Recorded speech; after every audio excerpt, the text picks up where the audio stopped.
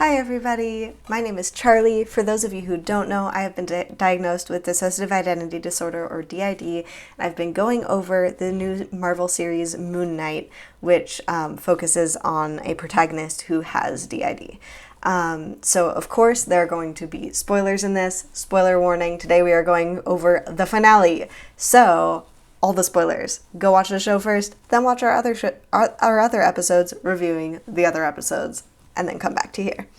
I wanted to start out by talking just a little bit about the fact we haven't talked about the fact that we are Jewish by blood. We've never been practicing, but we do have Jewish blood and had a lot of family who went through the Holocaust. And I thought that it was really interesting for them to choose to take that part of Oscar Isaac's heritage, which he is Jewish, and include that in this, because Judaism and people who have that ancestry have very, very relevant recent ancestral trauma, and DID is a trauma disorder. So I just thought that that was an interesting thing for them to include in this. Also, just a heads up, I'm having to re-record this because the audio was really messed up in the recording before, so if it seems funny when it hops back over to the rest of the recording, that's why. Take it away past Charlie. So, let's jump into this episode.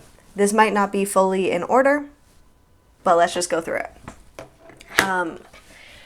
So, Khonshu tries to get Layla to be his new avatar. And he says something along the lines of, "You need a plan, little bug." And this felt reminiscent to me. Also, other disclaimer, we won't be going over the whole episode. We are going over here how this episode is in its representation of DID, how the show does in its representation of DID. We're not giving a full breakdown of this. There are other wonderful channels who we've gone to kind of like help us remember things when we're making these that will go over the whole episode. We are just talking about the representation of DID and our interpretations of that. This conversation between Khonshu and Layla really reminded me of how abusers will speak to child victims, which is how someone forms DID, is between the ages before the age of 4 to 7, through repeated abuse or repeated trauma.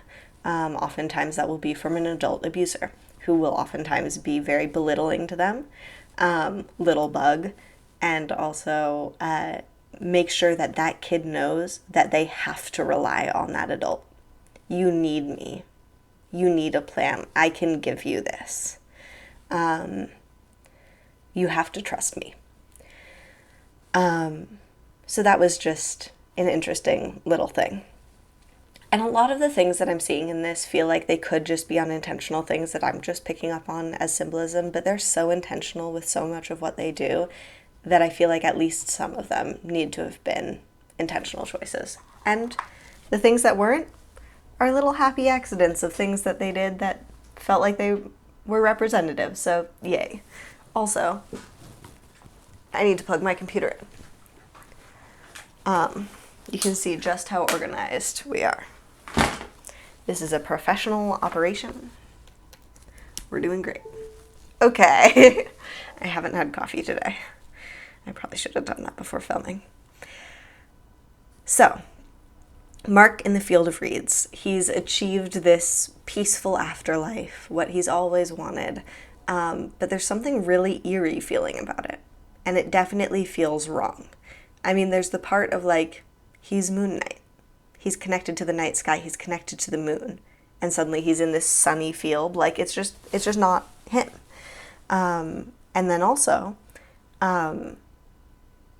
I think that plays into the feeling that there's a lot of people when you've dealt with a lot of trauma and that's become your normal mode, you're used to existing in a kind of fight or flight state and you're used to being prepared for traumatic things to happen.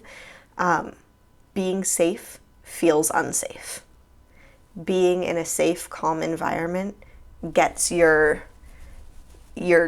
like hyper aware tension, fear signals up because you don't trust the fact that it's going to stay safe. You don't trust safety. So that's something that I felt like they hit on with that Field of Reeds moment, because it really did just feel so wrong and feel so eerie. And just safety and calm doesn't feel safe and calm. Sorry, I'm going to be reading through my list of things to talk about, because otherwise I will forget everything. So both Mark goes back to save Stephen, who's in the desert, and he sacrifices himself for Stephen after Stephen in the last episode sacrificed himself for Mark. Then together the gates open. I believe it's Osiris's gates open. I'm not good with names. And they both come back and are able to move forward, and they come back to life in the real world. And this, I think, was, well, so they come back, and almost immediately they are able to speak to each other much easier, and they're able to switch intentionally. So if Mark is like, hey, Stephen, you've got this, then Stephen fronts. And then he's like, cool, thanks, Mark. I'm going to take this, essentially. And it goes back and forth really smoothly and easily. And so it's an interesting thing, because this is both very realistic and very unrealistic. That's never going to happen overnight. That is a lifelong journey of healing and of therapy and of working on learning how to work together and come together. But in this super accelerated superpower superhero show world where they were just in the afterlife and are having all these magical things happen, it's accelerated and it's obviously unrealistic, but that also is realistic in the sense of what needs to happen to get there is that you need to come together and you need to be there for each other and open yourselves up to communication and to harmony and to working together and stop working against each other. And that's when you're going to be able to break down those amnesia barriers, open up communication, and start being able to work on intentional switching. So while that definitely wouldn't happen nearly as quickly or easily as it did in the show, they at least did get the correct progression of like why that happened. So I think that was a win. It's a TV show. They're not going to do a whole 7-episode arc on them learning how to communicate and learning how to break down amnesia barriers. That's for a different show. But I overall liked it. It just was a little bit like, oh, they got that done fast. I wish it was that easy. But anyways.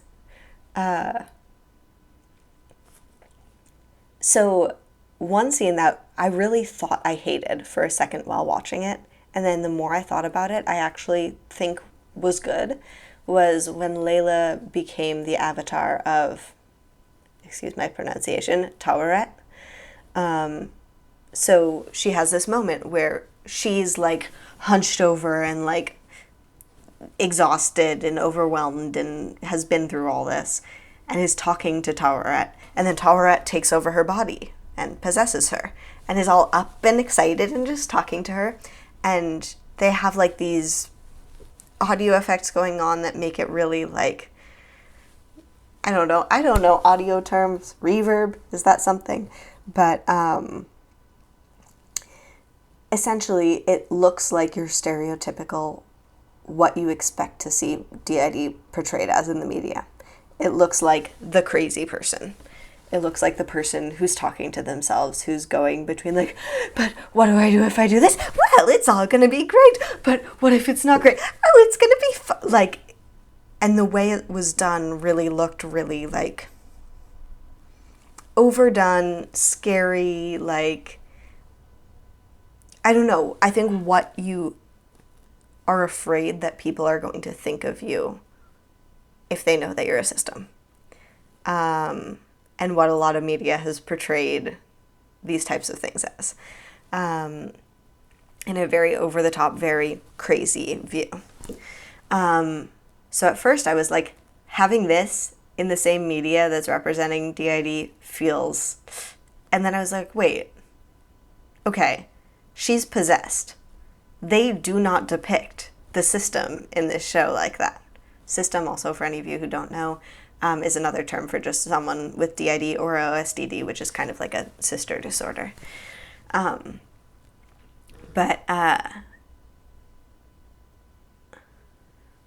Words.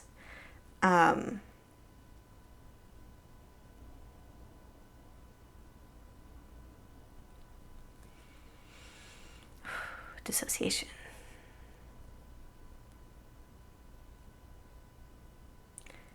What the hell was I saying?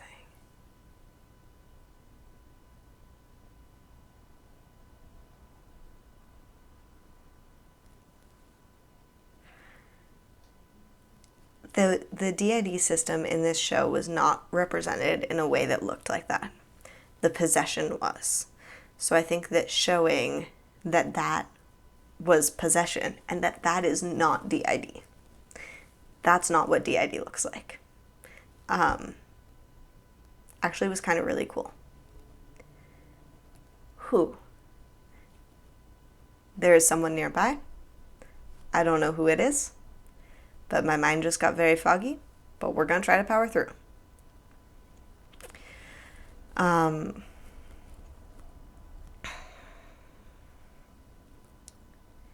Okay. So Amit and Harrow's disciples at one point go into the town, and one of them yells out, "Judge everyone."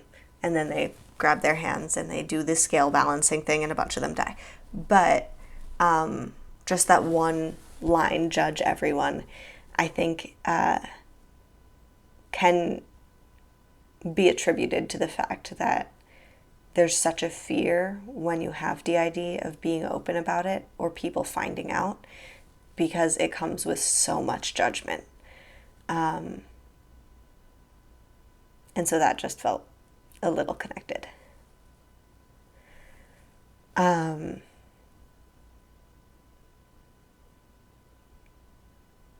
Like, someone is so close to the front right now. If I say words that you don't understand or haven't heard before, or don't know what I mean, we have a video, Dissociative Dictionary, where you can learn what they mean. But I'm like, if you have something to say about this show, just tell me. Just say it. And then let me continue filming, please.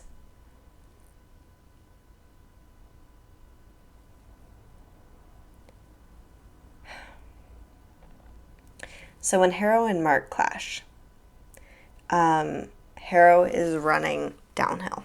Mark is running uphill. And then, like, the shot changes, so they're like this, but you know it's still downhill and uphill. And they're moving at the same exact speed. And I thought that this was a little bit reminiscent of how systems, in a lot of ways, kind of do have almost a little bit of a superpower, in the sense of being used to and therefore adapted to everything being an uphill battle. Everything in life being extra hard. Everything in life it being an uphill battle. There wasn't another way for me to put that. And therefore can, at least at times, function the same as other people, even when the system's task is much more difficult. Which also, oh my God, I didn't even write down in this, but Mark's line of, I forget what it really was, or what it was word for word, but it's something along the lines of, like, "You were the only superpower I ever really had," that he said to Steven. And that really is just like, people treat DID as so fantastical. It's not. It's horrible. But it also is the reason that we're alive. DID exists to keep a child alive through trauma that they wouldn't be able to survive otherwise. So in a way, it is a superpower, even though it's a very, very awful, horrible, exhausting terrifying superpower. It kept us alive, and that was a really powerful line. Part of me feels like we should refilm this, but also I'm like, y'all are here to hear about DID?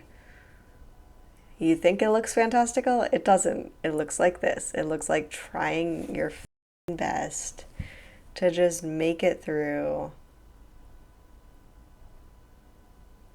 when someone is literally trying to take control of your body, whether it's intentional or not intentional. And it's just exhausting and feels like you're walking through honey, swimming through honey. Okay. With the fight, they end up succeeding with Layla's help, and throughout, Mark always wanted to push Layla away and not accept her help. And that's a really big thing for systems, is that you had to rely on others, but others that are within your own body and within your own mind. And it can be really hard to accept help from outside of that system. So I think that was just a powerful thing that they were fighting together in the end against Harrow, because he accepted the help from externally.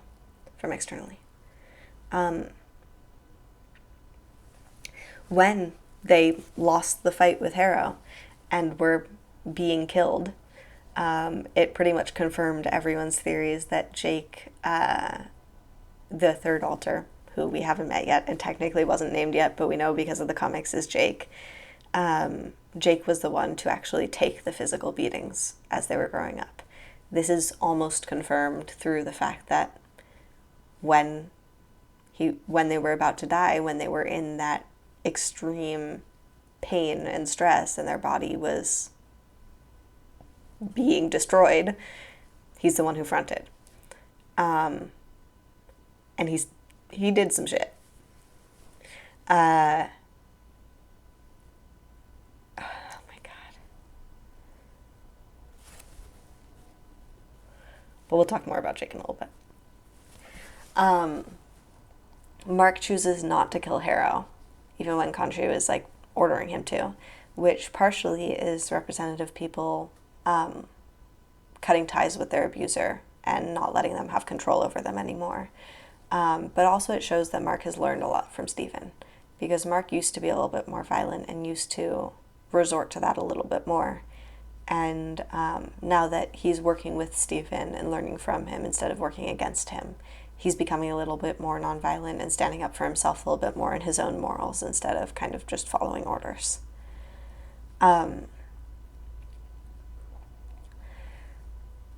So the psych ward, we see kind of, because throughout all of this, it's been like, it still could be real.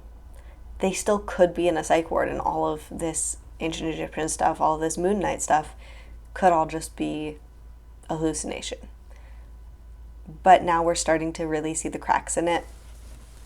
And we see that whenever they had self-doubt and whenever they distrusted their own, like, mental state, they would end up in that psych ward in their mind. Now Harrow's feet are bleeding in the psych ward, and that kind of humanizes him. This guy who was the doctor, who was treating them, who was in this reality a much higher status than them, is just a person. He's just another person. There's nothing worse or lesser or broken about them. And through this kind of realization, they're able to let go of that fear state that they trap themselves in this mental psych ward, and are able to escape that reality, that false reality. When they come back, the tank has 2 goldfish, which is very representative of Stephen and Mark now coexisting together, alongside each other, and being fully aware of each other.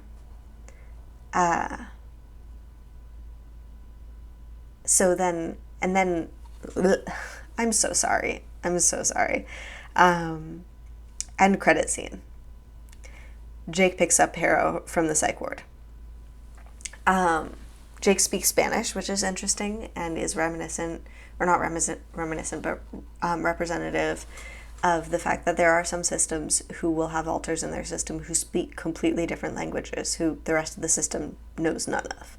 And that's actually how some of the first recorded cases of DID were found, were through people fluently speaking a language that they didn't know. Now, of course, this isn't going to come out of nowhere. It's not going to just come out of someone's own mind, but let's say that you had a Spanish class or something growing up, and there was one alter who was always the one to attend that, and the other ones might kind of remember that that existed, but don't remember any of the language, but one alter did retain that and is able to speak Spanish. Obviously, it probably wouldn't happen from one class. Maybe it was someone in their life, whatever. Maybe it was an abuser. And like one alter was always around them because trauma and how DID is structured. And so that person picked up on the language while the others didn't. So it does have to come from somewhere. It's not just that someone suddenly exists who speaks fluent French and you're like, oh, cool, that just happened. But it has to come from somewhere, because you learn languages from external sources, of course. But not everyone in your system is always going to remember that. So some alters will be able to speak languages that the others can't. And that was interesting. Not that we know that Mark and Steven can't speak Spanish, but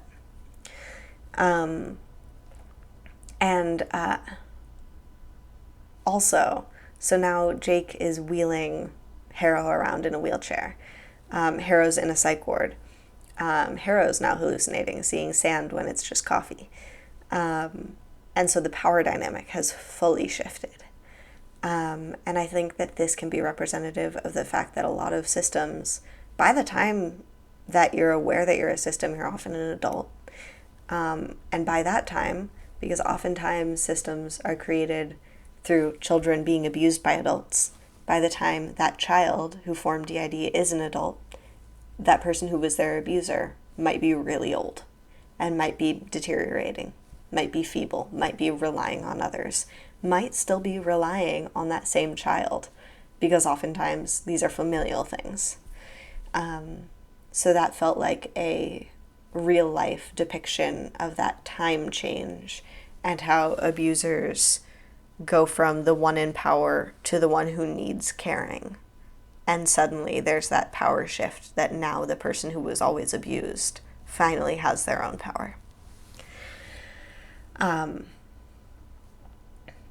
of course, in the end, Jake introduces himself by name and shoots Harrow, like Harrow shot Mark in the beginning of the episode and in the last episode, but like it was repeated at the beginning of the episode. This definitely is in line with what we've seen so far that people are a little bit concerned about, of like Jake's the violent alter, and that's a very harmful stereotype that exists in a lot of media, that DID systems always have one kind of non-empathetic, really violent alter. That's not true.